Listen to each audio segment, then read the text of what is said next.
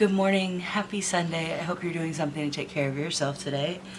Today we are officially testing out the ColourPop makeup we got last week because I know I said won't be supporting or talking about them again. I'm still going to do the test out and they're still going to be part of this month's product roundup. I'm just not buying from them again. But I'm still going to test what I already have. Y'all can make your own decisions about if you're going to support them or not. The one thing I won't be doing is the peach eyeshadow. Somebody has requested it, and I'm going to hold it and try to get it to them. So yeah, that's what's going on with that. I don't use any peach shades. They don't look good on me, so I figure that's a better way than just letting it sit. So I'm starting out with the Fresh Kiss Glossy Lip Balm that to me feels like a wannabe dupe of the P. Louise lip balm, but I will say the P. Louise feels a lot better. I do have more Southern stories for y'all today. They're not recent ones because nothing really big recent has happened. It's a small town. We don't get, you know, fresh drama every day. Well, I do have one fresh drama from work, but everything else will be older stories from my family growing up.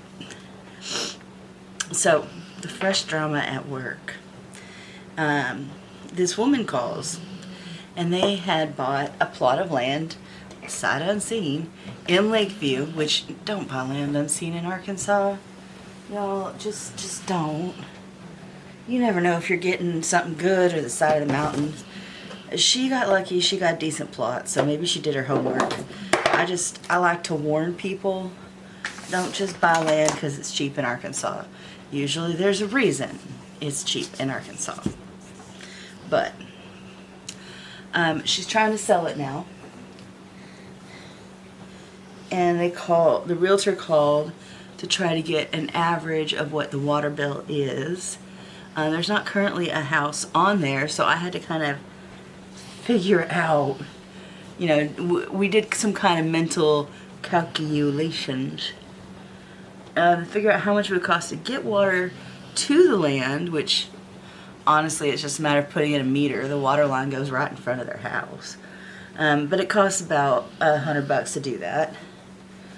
And then what's the average water bill around here? Well, the average water bill ranges from about $35 to $250. My goodness, that's quite a range. Yes, it is. Well, what makes it such a range? Well, are they going to have animals? How often do they take showers? How often do they do laundry? For some, we do laundry every week. For 2 people, and our water bill runs right around $100. It goes up in the winter. Why would it go up in the winter? You're not watering a garden or anything. No, we're not. However, you have to keep the taps running 24/7 when it gets below freezing, and this happened to be a very cold winter. And while you just keep them dripping, you don't keep them like full on running, that still adds up. Oh, okay. Really? I didn't know you had to do that. Well, depends on how your house is built, and it depends on how deep your water lines are dug. But yeah, a lot of people still have to do that around here. We live in a trailer, which means that our water pipes have to be at least somewhat above ground, which means we have to keep them running.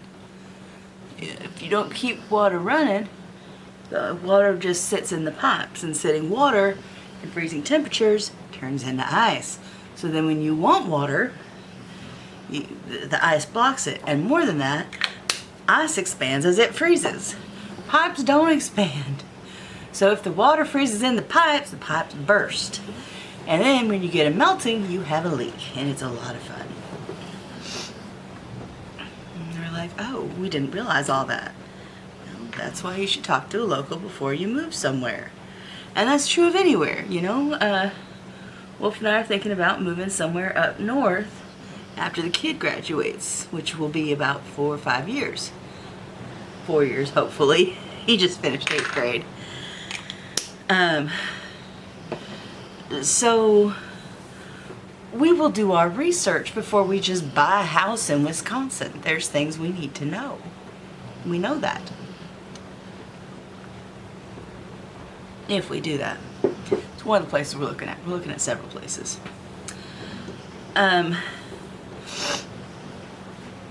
So, okay. And she's like, well, how much is sewer? And I'm like, I have no idea, man. We don't handle that. And I'm thinking, now this is in the city of Lakeview. And I'm thinking, I'm trying the Lorella Proof face primer now. I'm thinking, I know Midway doesn't have sewer. I don't think Lakeview does, but I don't know for sure. So, you know, I don't want to tell her that without doing some check-in. I've never lived in Lakeway. Most small towns around here don't have sewer. Sorry for all the thunder and lightning. We're having a storm. I'm just checking on our spot, see if it's dripping. It's not. It's just getting more and more wet. She's like, well, can you find out? This wasn't the realtor at that point. The realtor, once I gave her the water information, she moved on with her day. This is the property owner who called to get more information. I said, yeah, I'll give me a second. I'm gonna put you on hold and I'm gonna check. But I don't think they have a water, or I don't think they have a sewer system in Lakeview. Well, check with somebody who knows more. Okay, so I put her on hold and I'll holler out for one of my coworkers, hey, does Lakeview have sewer?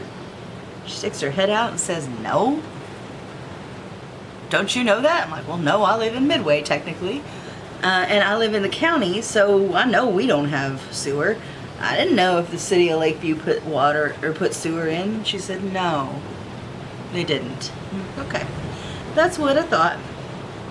I'll let the lady know.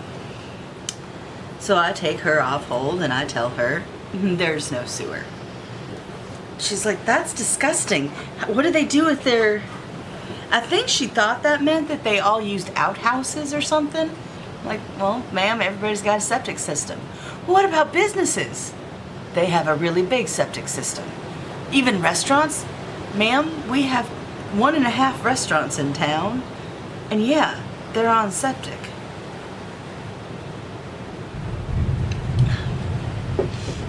Sorry to burst your bubble, but septic's kind of the way to go here in Arkansas.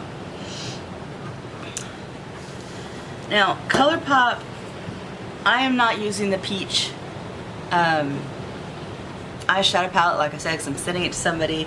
So I'm substituting it with one of my lesser used ones, which is the Giant Tartlet birthday anniversary thingy. I don't use it nearly as much as I should. And I think it's just because I got so many other palettes at the same time, I tend to forget about it. So we're gonna just use this and do something. This lady was absolutely horrified that an entire city used septic. I don't know, maybe she doesn't know what septic means. But septic doesn't mean we dump our poop water in the middle of the street, you know. It goes in a big tank in the ground, and then every so often, between 2 and 5 years, depending on how many what size your septic tank is and how many people are using it, you call a septic company and they come empty it for you and do some maintenance. And there's like a little button you push that churns it up so that it all breaks down and helps it last longer and nothing gets gummed up. And it's not super pleasant if you think into it too hard, but it's not like ridiculous either. What was ridiculous was that our house that we used to own, the septic tank was right outside the front door, the only door to the house, and it was getting full. to the point where when it started raining hard, the septic tank started squishing out water. And that was unpleasant. That's when you call the septic man and you say, "Hey, septic man, this ain't going how it's supposed to go. Can you fix it for me?" And generally, they do. For a few $100, they come pump your septic tank and make sure that it stops leaking. So that was fun.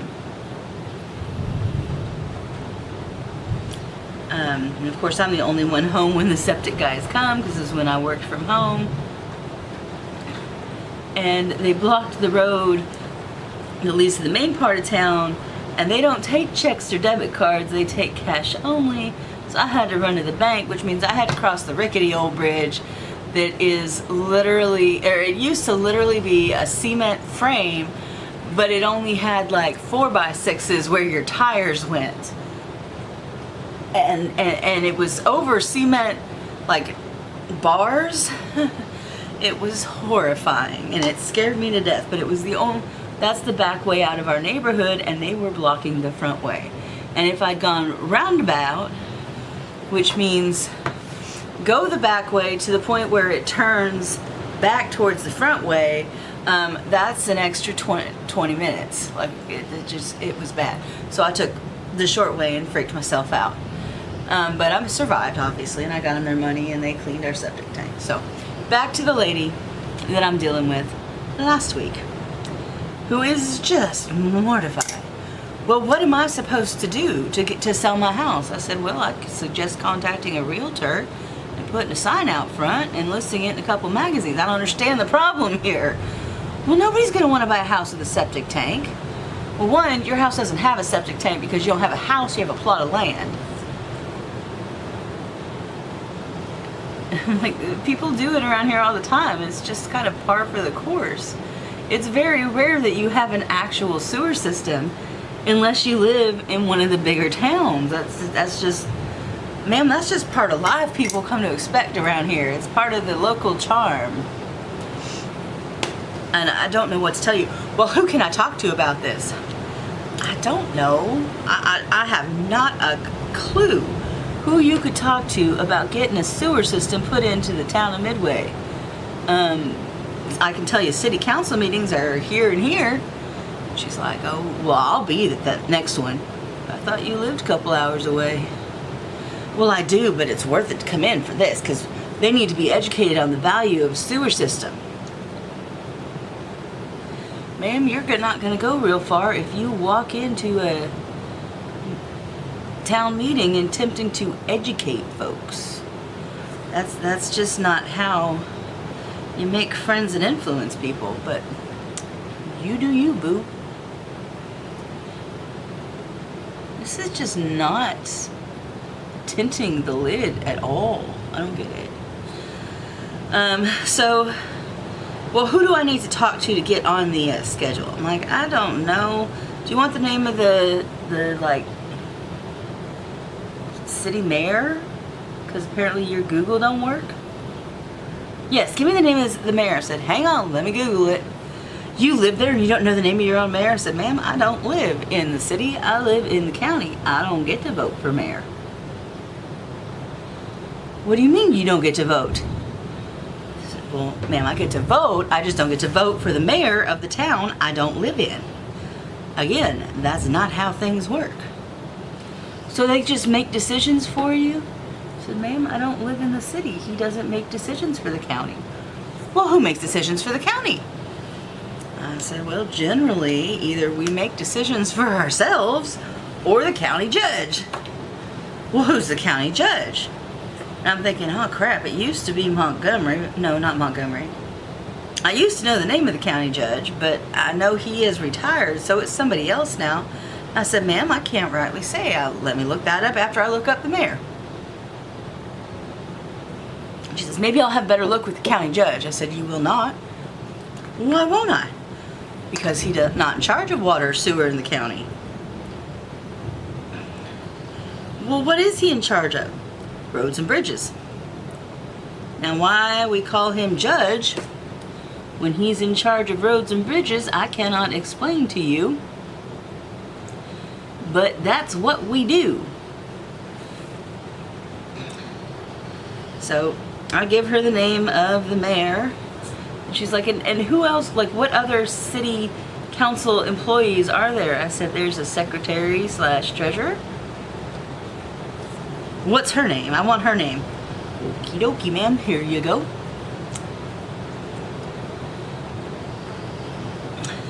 And the judge, I want that name of that judge. Okay, ma'am, here you go, but he can't do nothing for you. She said, so who would you go to if you wanted sewer? I said, I'd move. What do you mean you'd move? I said, ma'am, we are probably 30 years away, if not 40, 50, or 100, from the county part of Arkansas, especially Baxter County, getting sewer. It ain't gonna happen. I knew that when I moved here. I'm fine with that. I have a septic system. It works fine. If there's a problem with it, I'll call my landlord. I'm not that worried about it. Well, isn't that disgusting? I said, no, ma'am. Except for once every 2 to 5 years, you will never know the difference between a septic system and a sewer system. Well, doesn't it smell? I'm like, ma'am, it is a sealed container that is buried in the ground. It does not smell. I don't even know where mine is. That's how much it doesn't smell. She just could not get it through her head that civilized people lived with septic tanks quite happily. So I almost want to go to the next Lakeview City Council meeting to see this lady show up and have a cow. And I think she's still somewhat convinced that I just don't know what I'm talking about and there is a sewer system. She's like, well, I'm going to convince them that put one in. I'm like, ma'am, you realize to do that you'd have to convince the town to agree to raise taxes? Well, isn't everybody up there retired old people? I said, ma'am, do I sound like a retired old person? Well, but you don't live in town. Oh, so you think all the rich people live in town and all us poor still working people live in the county. Honey, you got that backwards. The rich people buy the land out in the middle of nowhere where they don't have to have neighbors. And those of us who can't afford our own land, we live in the neighborhoods. Because even though I'm in the county, I'm in a neighborhood. It's weird. Go with it. Neighborhoods kind of spring up places, you know? Enough people split their land into small sections and you get random trailer parks in the middle of the county. It's a thing. It's Arkansas.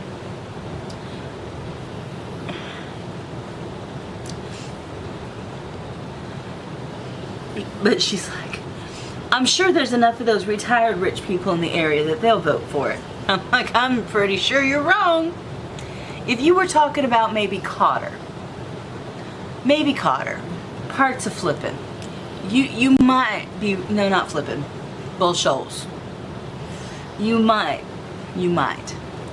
But Lakeview doesn't get, we get weirdos and those that weren't rich enough to retire to one of the more popular places. Like, we have some wealthy weirdos, but that's just it. They're wealthy weirdos.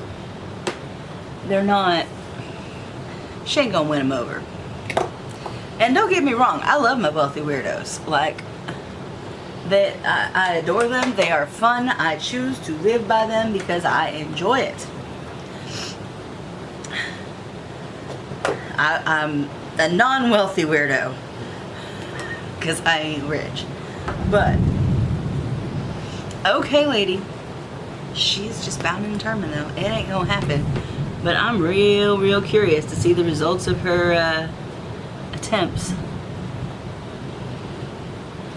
You never know. Lakeview might vote to raise their taxes so that they can have a sewer system. You know, that she's sitting here like, it's not going to be that expensive. Lady, the cost of putting a sewer system has to be split among the voters.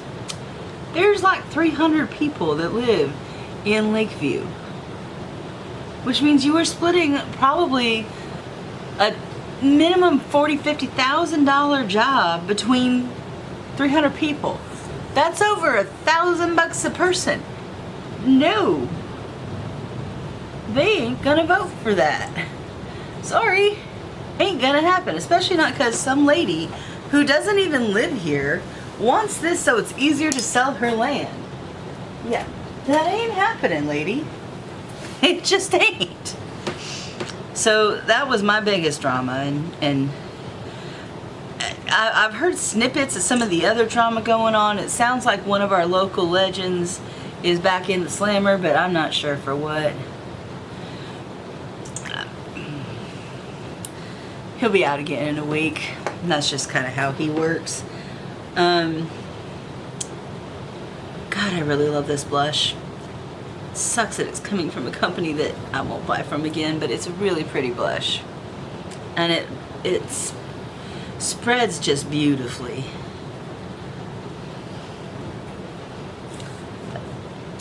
There are others. It's not like it's the only one on the market. There are others that spread just as nice. I need to retry the P. Louise one at some point. I might do that next weekend. No, yes, no, maybe. We'll see. Because I haven't spent a lot of time playing with that. It kind of got shoved down in the bottom here of my box because it's too big to go on top. I never got used again. But you know what? We are going to play with her highlighter today. We will do that. Because I hadn't picked highlighter. So. Alright. So what other fun stories can I tell you?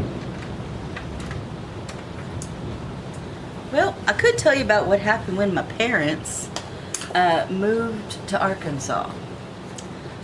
It was the opposite of the Beverly Hillbillies, let me tell you. My parents had always wanted to move to Arkansas, and looking back, I don't really know that I understand the reason why. Other than my grandparents were back here, and the slowed down lifestyles appealed to my parents. I know when I was a kid they talked about not wanting to raise me in California, but we didn't move until I was 23, 24 years old. So I got raised in California. I did spend my summers back here though, I will say that, and that kept me from getting into too much trouble, because summers when you don't have school to keep you out of trouble. So there's that. My version of trouble was one of my friends, we were out and we were just supposed to go to the swimming hole, and then we were allowed to get ice cream afterwards. Well, the ice cream shop was shut down this summer, and my parents didn't know that. So we decided to go get ice cream and we could head across the lake to TCBY. It's not what they intended to allow me to do, because this was the first summer I was allowed to drive. I didn't actually have my license, which that's why I was only allowed to go to the lake, because I didn't actually have my license because of a whole oopsie in California. Yeah. California changed the law in 1998 that you had to have your permit for 6 months before you could do your driving test. Fine, I got my permit the day I turned 15. This law went into effect July 1st, 1998. My birthday is June 18th. So on June 18th, I went to take my driving test, and I got a guy who was known as the guy you don't want to give you your driving test. Like they did the driving test for all of San Bernardino County, and there was several people that did, but everybody knew this guy and knew you didn't want this guy because he always failed first-time testers. And sure enough, I'm doing good. I pull out of the parking lot, didn't hit anybody, come up to a stop sign. and I look both ways, and there's no cars coming, and I let the ones that was, you know, I respect the rules and I do everything right, and then I'm about to go, and I do one last check, and I see a guy speed up like he's gonna run the stop sign, so I hit my brakes. And sure enough, he sped right through the stop sign, and had I done what I was supposed to do, which is go, we would have been hit. I'm sitting here like, okay, I did the right thing. I took an extra look. I saved our lives. And he's like, okay, you can turn right here. And I'm like, but, he's like, nope, turn right. So I turned right. He's like, all right, go in the parking lot. I hadn't even made it past the DMV, and he had me pulled back in the DMV parking lot and said, you failed because you had to take evasive action. Like, what? Yeah, I failed my driving test because somebody else ran a stop sign and I hit my brakes rather than hit him. Apparently I should have just let us been hit. Of course, then I would have failed the driving test because my van would have been undrivable and I would have been injured severely because it would have been a driver's side impact going fairly fast. He was going about 50 miles an hour in a 20. Like, it was... So yeah. So my 16th birthday, I failed my driver's license test. And of course, that broke my little heart. And I did not want to sit there and retake the permit test to get my permit that day, because I was crying and I had a birthday party to get to, which ended up being a disaster. Well, we left June 20th to go to Arkansas for a month. I should have gone the 19th and got my permit, but we didn't think that this law would apply to me because I had had my permit for a year. So we get back and I go to schedule my driver's test. They're like, well, you need a permit first. I said, I had a permit for a year. Yes, but you let it expire. Fine, give me the test, I'll retake the permit test. So I retake the permit test, I pass it. Okay, I have a permit. Can I schedule my driving test? Well, no ma'am, you have to have your permit for 6 months. But I've already had a permit for a year. Yes, it has to be 6 consecutive months. So because I was upset and didn't retake my permit test immediately after failing my driver's test, I had to have my permit for an extra 6 months and wasn't able to take my driver's test until January 1999. To say I was pissed and upset would not be wrong. So anyway, so that happened. Have I done everything? Yeah, I've done everything underneath I need to. I wasn't thrilled by that whole tournament, but anyway. I don't even remember what I was talking about. So my parents, they had done their research. They had done quite a lot of research and figured out what type of area they wanted to live in. At first they thought they wanted to be one of those people that lived out in the middle of nowhere. They did not. They went and looked at a property out in the middle of nowhere, realized what exactly out in the middle of nowhere meant, and said, nope, let's find us a quiet little neighborhood. Although the property they looked at was really nice, but it had like a really concerning neighbor, and you had to drive basically through their property to get to the back 20 acres that would have been my parents'. And then they saw how big 20 acres is. That's a lot to take care of. So they decided they'd rather have like an acre and a half lot in a neighborhood. And they found a really nice neighborhood in Cotter, and we pulled up.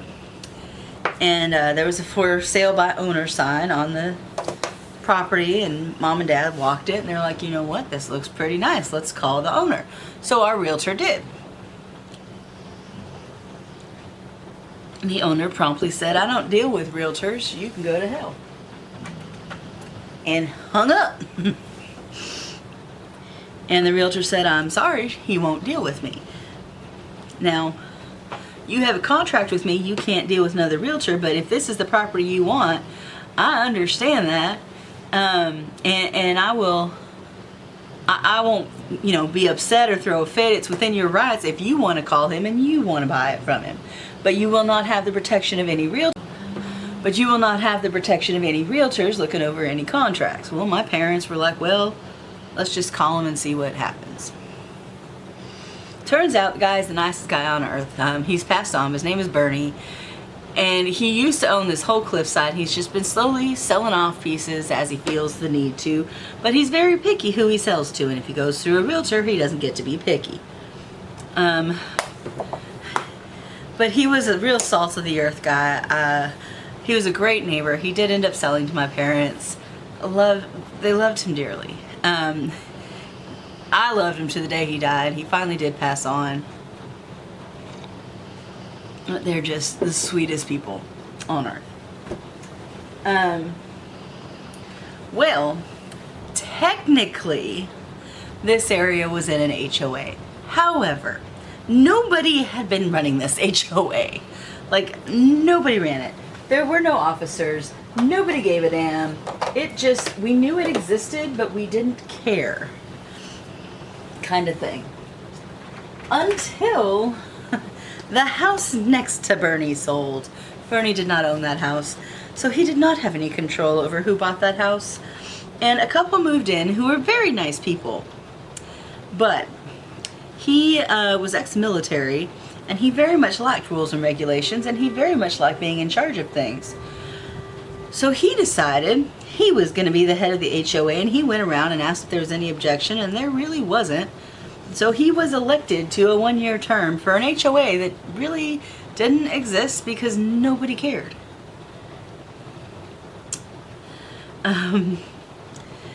But, you see, my parents had my grandpa's old fishing boat because my grandpa had passed on, and my uncle had decided that my grandpa's old fishing boat needed to stay in the family.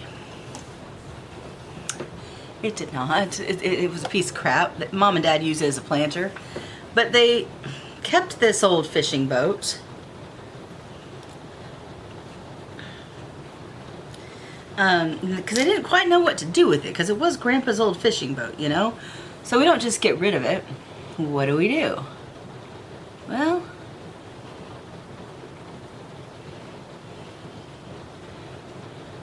we park it on the driveway. And that upset our new HOA president. And so he came over and very politely knocked on the door and said, "Hey, Mark." My dad's name was Mark. "I know you're just trying to figure out what to do with this thing." That feels good. "I know you're just trying to figure out what to do with this thing, but this ain't gonna be it, is it?" Dad said, "No, we're gonna use it as a planter behind the house." And he's like, "Well, that's kind of on the line, but I guess we'll let it fly." And my dad's like, "I'd like to see you try and stop me, sir. But okay, sure, let it fly." And a few weeks later, this guy puts in a hot tub over the edge of the cliff he lives on. Like, he built a platform over the edge of a cliff to put a hot tub on. And my parents sat outside and quite enjoyed watching the shenanigans of him trying to put up this platform and then move a full-size hot tub onto it, which none of the guys that showed up to like deliver it, they were all like, "Yeah, no, we ain't helping put this out there. This is all you, buddy boy." He got it there. I think they used it 3 times. I think everybody was kind of afraid it was going to go off down the cliff at some point. I don't know if it's still there or not because they've sold and moved on. But anyways, he gets a boat. A little motor speed flat fishing boat. And he parks it in front of his garage more often than he parks it in the garage. And Dad's like, "Huh, isn't that interesting?" It was a big deal when I did it, but it's not a big deal when he does it. Okay. Well, then my parents decided they missed camping. They wanted to go back to camping. So they bought themselves a little pull behind the truck trailer. Not a big one, just enough for them and me occasionally if I wanted to come along.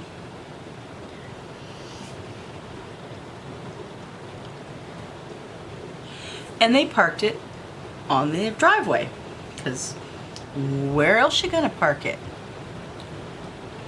Well, along comes HOA guy. And he says, now Mark, you can't do that.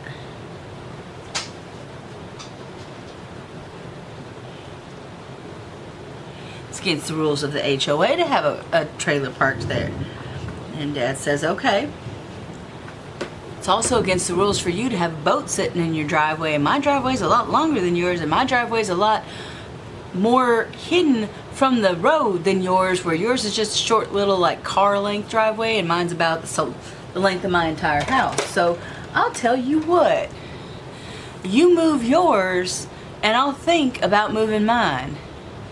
And the HOA guy goes, oh, she's setting a bad standard. And he walks away.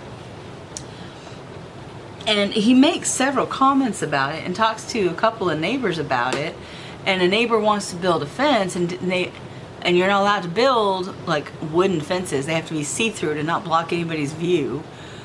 And he comes over to my dad and he's like, this guy's trying to build a fence, and I think we need to have a conversation with him. I want you to come with me, because the guy was a little scary. And Dad said, you know what? I think we need to elect a new president. And the guy's like, well, what do you mean? He's like, look, dude, everybody else in the neighborhood just wants to live and let live, and you want to be up in everybody's business. Now, we were fine before you came along because the HOA had kind of died, but you wanted to be president. So we let you play president, but now you're getting a little too in our business. So I'm thinking your term's up in about a month. I'm thinking myself or my neighbor, who happened to be the city cop, the one and only city cop for Cotter at the time, are gonna run against you. Now, you're a nice man and all, but who do you think would win? Because I'm friends with everybody. And you've done pissed off half the neighborhood by bitching about their shit. So you have two options. You can enjoy the title and be a figurehead and stay the hell out of everybody's business, or you can lose the title and I'll take the title and I'll disband the HOA and there won't be one anymore. You choose. I don't think I ever heard another complaint from either of my parents about the HOA after that. And it wasn't too much longer before that couple moved to Arizona. Now, they were nice people. They weren't.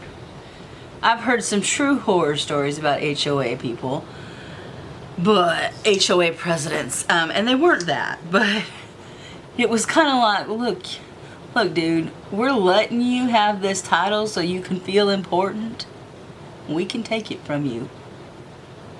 And my daddy was the type that, one, he could talk to a brick. I wonder where I got that from. And two, he could charm Scrooge. He was the most charming man, and he could talk people into damn near anything. He was that kind of person that when he talked, people listened. So, I don't know, I hope I got parts of that from him. I don't know that I did, but I don't know that I didn't. He was our family speaker. He did all the eulogies for every family member on his side whose funeral I ever went to, and I mean all of them. I don't remember going to a funeral on my daddy's side where my daddy didn't do the funeral. In fact, he even did the funeral for my mom's daddy. So, he did a couple of theirs too. He was just nominated as the family speaker. And to me, one of the most important moments of my life, and one of the ones I felt most proud of, in some way. Okay, it was a sad moment, but it was also a very proud moment for me. When my grandpa Beasley died, my dad wasn't sure he could do his own father's eulogy. He felt like that was the line, you know. He couldn't do it without getting emotional. I saw him struggling and I said, Dad, if you'll help me write it, or if you'll write it for me, I would be proud to do it. And what we settled on is Dad was going to do it, but I was ready to go in case he got emotional and we had a signal where I'd come up and take over. But I was very proud to be his backup. And then when my dad died, much earlier than we expected, in 2014, my mom looked at me and said, "It's your turn. It's time." And I did my dad's eulogy. And when my mom died 2 years later, I did her eulogy. And that one was harder. I think because I knew that was going to be my last one. I won't do another eulogy. For Dad, that was his place in the family, you know. He did everybody's eulogies. He was training to be a pastor, and so he did the eulogies. He never actually became a pastor, but he went through the training.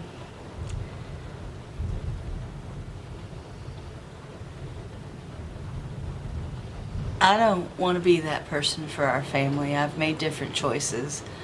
I don't want to be much of anything for our family. I just want to be, and I want to be left alone, and I want to be quiet to live my own life. And so that's why I think Mom's eulogy was so much harder, because it was the end of an era. But didn't mean for this to get maudlin. It's a good day for me, which means it's easy for me to talk about it, but it's not what I meant to talk about. But there you go. I might cut this off at some point, but thank you for joining me. I hope you have a good, relaxing Sunday. Bye, guys.